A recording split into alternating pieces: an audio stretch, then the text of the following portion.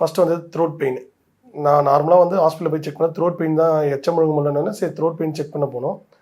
அங்கே அவங்க doctor refer பண்ணது என்னன்னா, இது கேன்சர் மாரி இருக்குது. நீங்கள் ஆப்ரேஷன் பண்ணணும், இல்லை ரேடியேஷனு இல்லை எதனா பண்ணணுன்னாங்க. எனக்கு அதில் உடன்பாடு இல்லை. அதனால தான் இங்கே வந்து ஃப்ரெண்டு ஒருத்தவங்க ரெஃபர் பண்ணாங்க.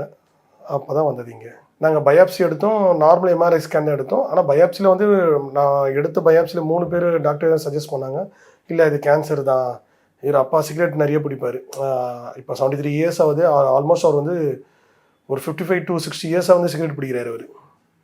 ஸோ அதனால் வந்து டாக்டர் எல்லாமே சொன்னது இது தான், இது கேன்சர் தாங்க இது அப்படின்னு சொல்லிட்டாங்க. ஸோ அதனால் வந்து அதுக்கு அடுத்து தான் இங்கே வந்து பார்த்தது. 3 டாக்டர் சொன்னதுனால தான் இங்கே வந்தது. நான் அதனால தான் ஃபஸ்ட் டாக்டர் பார்த்தது. சரி அவங்க ஒப்பீனியன் 2-3 டாக்டர் கிட்ட 3 பேரும் ஒரே சஜஸ்ட் தான் பண்ணாங்க. எண்டோஸ்கோபி பண்ணும்போதே சொல்லிட்டாங்க, இல்லை இது இதுதான், நீங்கள் போயிட்டு அட்மிட் பண்ணுங்கள், பயோப்சி பண்ணலாம், ரேடியேஷன் எடுக்கலாம், கீமோ பண்ணணும் அப்படின்னாங்க. ஏஜ் ஃபேக்டருக்கோசம் எனக்கு அதில் உடன்பாடே இல்லை. அது இன்னொன்று இங்கிலீஷ் மெடிசன் மேலே எனக்கு அந்த அளவுக்கு ஃபஸ்ட் டைமே போய் எடுத்தோன்னே ஒரு ஏஜ் ஃபேக்டருக்கு போகிறது எதுவும் இல்லை.